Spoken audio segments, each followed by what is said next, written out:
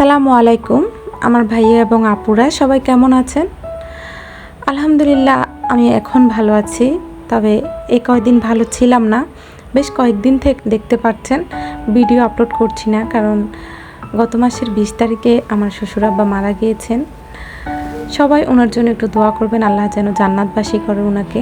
সেজন্য মন শরীর কোনোটাই ভালো ছিল না, ফ্যামিলির অবস্থাও ভালো ছিল না, সবার মন শরীর দুটোই খারাপ ছিল। সেজন্য ভিডিও করাটাও একদমই ছেড়ে দিয়েছি, সেজন্য আপনারা কোনো ভিডিও পাননি।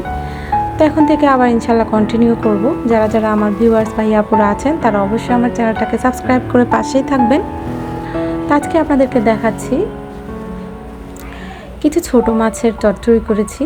ছোট মাছগুলো যখন আমাদের এখানে পানি চলে এসেছে, আমাদের বাড়িতে কিন্তু পানি উঠে যায়, খুব বৃষ্টি হলে একদম বন্যার মতো পানি উঠে যায়। যেহেতু চারপাশে অনেক বড় বড় বিল্ডিংগুলো ঘর বাড়ি, সেজন্য কিন্তু পানি জমে যায় আমাদের এইদিকে। মানে আমাদের বাসাটা হচ্ছে মাইজদি বাজারের একদমই পাশে, স্কুলের সাথে।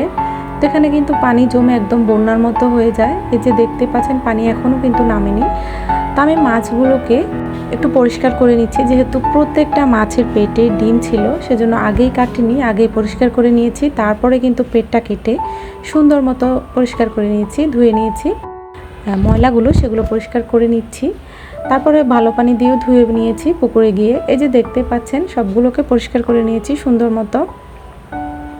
তা আমি জানি এই চচ্চড়িটা সবাই করতে পারেন, খুব সহজ। তারপরেও আমি আপনাদের সাথে একটু শেয়ার করছি, যেহেতু এগুলো খুব তাজা ছিল, একদম একটু আগে ফ্রেশ এনেছিলাম। তো চিন্তা করলাম যে এই রেসিপিটা আপনাদের সাথে শেয়ার করি। তো অনেকে এটাকে অনেক ধরনের মাছই বলে থাকে, কেউ ছোট মাছ বলে, কেউ মলা মাছ বলে। তো আমি শিওর এটার নাম জানি না, তবে আমিও মলা মাছই বলি। আবার আমাদের আঞ্চলিক ভাষাতে এটাকে কাসকি মাছ বলে। আপনাদের আঞ্চলিক ভাষায় এটাকে কী বলে অবশ্যই কমেন্টে জানাতে ভুলবেন না। তো এখানে আমি ফ্রাই প্যানে তেল দিয়ে তারপরে পেঁয়াজ, টমেটো, কাঁচামরিচ দিয়ে দিয়েছি, দেখতে পাচ্ছেন। আর আমি কিন্তু সবসময় পেঁয়াজের মধ্যে আগে থেকেই লবণ দিয়ে দিই, কারণ এতে পেঁয়াজটা নরম হতে খুব সাহায্য করে, মানে তাড়াতাড়ি নরম হয়। তো তারপরে নেড়ে নিচ্ছি, একটু ঢাকনা দিয়ে ভালো করে ঢেকে নিচ্ছি। পেঁয়াজগুলো বাদামি কালার আসার জন্য ওয়েট করছিলাম। তো তারপরে আমি রসুন দিয়ে দিয়েছি, দেখতে পাচ্ছেন। আমি জানি এই চচ্চড়ি বলেন, পাতুরি বলেন, এটা সবাই পারেন, কিন্তু আমি আমার মতো করে আপলোড করেছি, আমার মতো করে চেষ্টা করলাম ভিডিওটা আপনাদের সাথে শেয়ার করা। হয়তো অনেকে এরকম করলে হয়তো কিছু শিখতে পারবেন, তবে এইরকম কিন্তু চচ্চড়ি করলে খুব বেশি মজা লাগে খেতে। সেজন্য আপনাদের সাথে ভিডিওটা শেয়ার করা আর কি, না হলে কিন্তু কিছুই না, আমি জানি সবাই পারেন। তো তারপরে এখানে জিরার গুঁড়া, ধনিয়ার গুঁড়াও হালকা দিয়ে দিয়েছি 1 চামচ করে, দেখতে পাচ্ছেন। আর মাছ তো এর আগেই আপনাদেরকে দেখালাম পরিমাপটা। তো রসুনটা যখন বাদামি কালার হয়ে এসেছে, তারপর আমি জিরা, ধনিয়ার গুঁড়া দিয়ে দিয়েছি তেলের মধ্যে। কিন্তু এগুলোকে ভালো করে নেড়ে নেবেন, তাহলে গন্ধটা চলে যাবে। আর মূল কথা হচ্ছে এই ভিডিওটা শেয়ার করার একটাই উদ্দেশ্য, অনেকেই হয়তো এই ছোটো মাছগুলো পাতুরি করতে গিয়ে ভেঙে ফেলেন বা মানে সুন্দর মতো হয় না, কিন্তু আপনারা দেখতে পারবেন ভিডিওর শেষ পর্যায়ে কতটা একদম আস্তে আস্তে ছিল মাছগুলো। আমার শাশুড়ি মা তো সবসময় বলবে এই মাছগুলো যখন ভেঙে যায় তখন খেতে ভালো লাগে না, কাটা কাটা লাগে, কিন্তু যখন একদম আস্ত থাকে তখন কিন্তু খেতে বেশ মজা লাগে। তা আপনারা দেখতে পাবেন আমারগুলো একদম আস্ত ছিল, মানে একটু ভাঙেনি। এটার একটা টিপস আছে, আপনাদেরকে বলে দিব। তো এগুলো যখন ভালো করে নেড়ে বাদামি কালার হওয়ার পরে আমি হলুদ আর মরিচ দিয়ে দিয়েছি। আপনাদের মাছের যে পরিমাপটা ওটা অনুযায়ী আপনারা দিবেন। আর যেহেতু এটা ছোটো মাছ, একটু ঝাল ঝাল হলে বেশি খেতে মজা লাগে, সেজন্য আমি মরিচের গুঁড়া বাড়িয়ে দিয়েছি। তারপর হালকা একটু পানি দিয়ে দিয়েছি, দেখতে পাচ্ছেন। এখনও কিন্তু আমি মাছগুলো দিইনি। এই টিপসটা আপনারা ফলো রাখবেন, কারণ যখন এখন মশলাগুলো কষানো হয়ে যাবে তারপরেই মাছটা দিতে চেষ্টা করবেন, আগে ভাগে দিয়ে দিন না।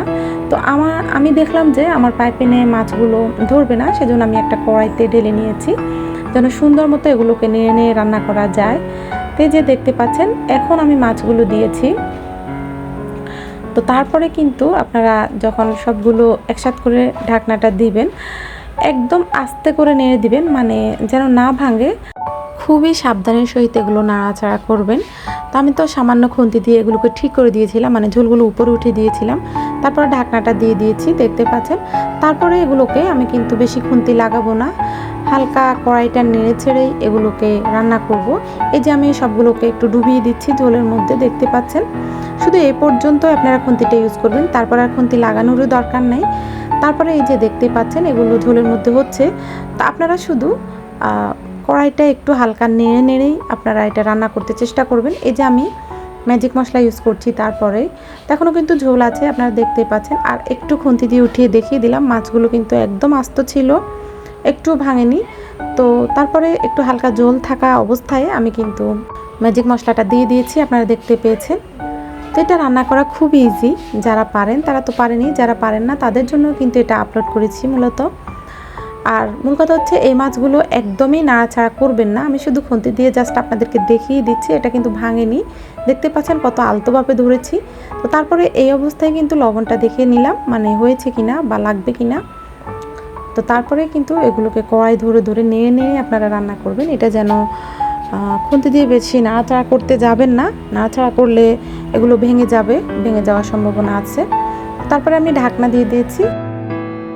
তো তারপরে দেখতে পাচ্ছেন হয়ে এসেছে, ঝোলটা আরেকটু কিন্তু ঘনিয়ে আসবে। তো আমি দেখতে পাচ্ছেন কড়াইতে ঢেলে নিয়েছি, ওই যে আমার ফ্রাই প্যানটা জায়গা হচ্ছিল না, তো ঝোলটা নামালে কিন্তু আরেকটু বসে যাবে। তারপর আমি চাচ্ছিলাম যেন ঝোলটা আরেকটু ঘনিয়ে আসে। তো দেখতে পাচ্ছেন কালারটা মাশাআল্লাহ কত বেশি সুন্দর এসেছে, আর খেতে তো আলহামদুলিল্লাহ এত বেশি মজা হয়েছিল। এই যে এবার আমি সার্ভ করে নিচ্ছি, কালারটা দেখেন, কালারটা দেখেই বুঝতে পারবেন মাশাআল্লাহ কত বেশি সুন্দর হয়েছে। তো আমাদের বিড়ালটা কিন্তু মানে এটার গ্রাম দেখেই চলে এসেছে, ও তো মাছের জন্য একদম পাগল প্রায় অবস্থা। তো দেখতে পাচ্ছেন মাশাআল্লাহ একটা মাছও কিন্তু ভাঙতে দিইনি। তো আপনারা সবাই এইরকমভাবে ট্রাই করবেন, আশা করি আপনাদেরগুলো খুব বেশি দেখতেও ভালো হবে আর খেতেও অসম্ভব মজা হবে। আমার শাশুড়ি মা তো বলছিল মাশাআল্লাহ অনেক বেশি মজা হয়েছে। তো আজকের ভিডিওটা এ পর্যন্তই রাখবো। আর আলহামদুলিল্লাহ আরেকটা কথা আপনাদেরকে বলি, আমাদের দেশ কিন্তু দ্বিতীয়বারের মতো স্বাধীন হয়ে গেছে। আলহামদুলিল্লাহ আলহামদুলিল্লাহ, এটার জন্য আল্লাহর কাছে লাখ লাখ শুকরিয়া। আসলে ছাত্ররা না থাকলে কিন্তু এটা কখনোই সম্ভব ছিল না, আমরা অবশ্যই ওদের কাছে খুবই কৃতজ্ঞ। তো আমরা চাইবো ওরা যেন সুন্দরভাবে দেশটাকে এগিয়ে নিয়ে যায় সুন্দরভাবে একজন, আর এটাও চাই যেন যিনি প্রধানমন্ত্রী হন যেন দেশটাকে খুব ভালোভাবে পরিচালনা করেন, এটাই আর কি দোয়া। তো আজকের ভিডিওটা এ পর্যন্তই, সবাই ভালো থাকবেন, সুস্থ থাকবেন, আল্লাহ হাফেজ, আসসালামু আলাইকুম।